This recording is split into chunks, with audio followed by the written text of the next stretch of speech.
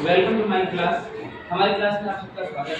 जैसा कि हमने एक चैप्टर आज दिया है क्वाड्रिलेटरल, जिसको हिंदी में बोलते हैं चतुर्भुज। क्या बोलते हैं? चतुर्भुज। इसमें मैंने एक क्वेश्चन राइट किया है जो कि पैरेललोग्राम बेस्ड पे है। यहाँ पे हमारा क्वेश्चन है ABCD इज ए पैरेललोग्राम, यानी ABCD क्या है? एक पैरेललोग्राम समांतर चतुर्भुज है।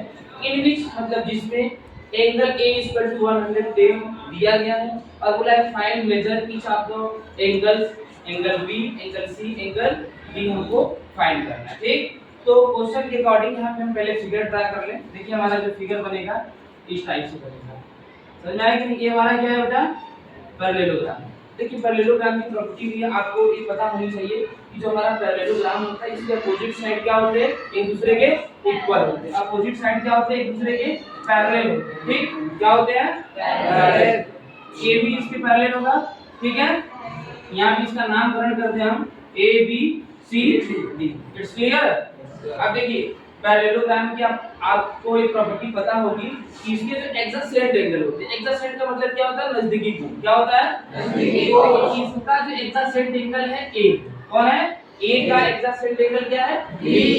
तो जो एक्सैक्ट एंगल होते हैं इनका सम क्या होता है? 180 के बराबर होता है। कितने बराबर होता है? 180 के बराबर। यानी एक एंगल किसको हमको जो पता चल जाए तो दूसरा एंगल हम आराम से निकाल सकते हैं। इसका एक्सैक्ट एंगल हम निकाल सकते हैं क्योंकि एक्सैक्ट एंगल का क्या होता है? सम क्या होता है? 180 के बराबर। और इसके जो अपोजिट एंगल होते हैं एक दूसरे क्या होते हैं?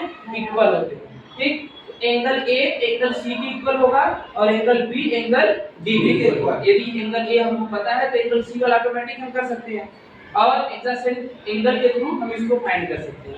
ठीक है, तो यहाँ पर लिखिए हम गिवन हमारा क्या बेटा?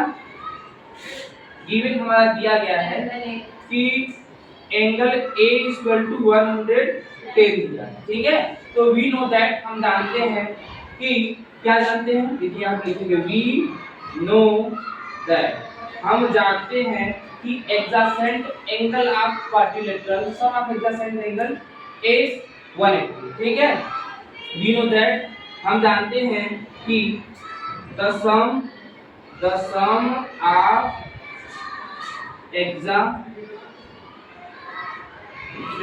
Angle of parallelogram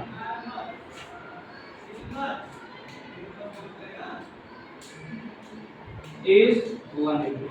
it's clear? तो एडजेसेंट एंगल हमारा कौन है? हमने आपको बताया एंगल A का क्या है? Adjacent angle B। Angle B को लिख दिया जाए और इसका वैल्यू क्या होगा? 180 के इक्वल होगा। और एंगल A का वैल्यू कितना दिया है? 110। यहाँ पे वैल्यू पुट कर दिया जाए तो यहाँ पे रखते हैं 110 और एंगल B का वैल्यू हम इससे फाइंड कर सकते हैं बेटा।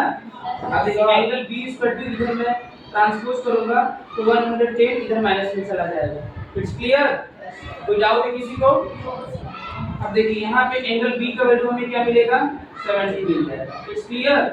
अब देखिए A एंगल हमारा 110 हमने इसको ये हमारा दिया है और इसके थ्रू हमने एंगल B का वैल्यू क्या निकाला? क्या निकाला बेटा?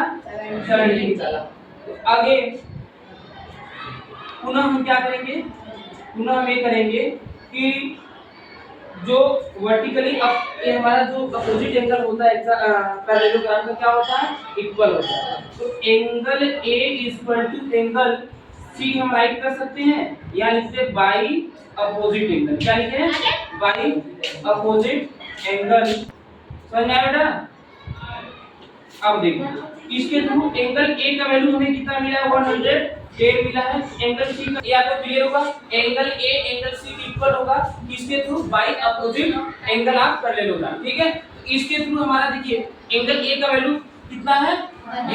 110। तो हमारा एंगल C का वैल्यू मिल गया। सिमिलरली इसी प्रकार हम क्या करेंगे? सिमिलरली यानी इसी प्रकार हमारा एंगल जो B होगा वो किसके इक्वल होगा बेटा? एंगल D और किसके थ्रू हो रहा है? By opposite. ठीक है, angle B equal to angle D। Angle B का वैल्यू कितना है? 70। तो एंगल D का वैल्यू मिल गया। ठीक है, तो इसके थ्रू हम पूरा हेंस लिख सकते हैं एंगल A इक्वल टू कितना हमारा मिला है? 110। एंगल B इक्वल टू कितना मिल गया? 70। इसके आगे एंगल C इक्वल टू कितना मिला? 110। तो यहाँ पे हम 110 लिखते हैं और एंगल D इक्वल टू कितना मिल गया 70। ठीक है, तो ऐसे आप आराम से क्वाड्रिलेटरल बेस पे यदि पैरेललोग्राम में कोई भी क्वेश्चन आए, आप बस प्रॉपर्टी यदि जानते रहोगे कि एक्सैक्ट एंगल का जो सम होता है वो 180 के बराबर होता है और इसके जो अपोजिट एंगल होते हैं एक दूसरे के इक्वल होते हैं, तो आराम से सारा का सारा क्वेश्चन आप कर सकते हैं। तो ऐसे ही हमारे इंपॉर्टेंट वीडियो के हमारे YouTube चैनल पर बने रहें।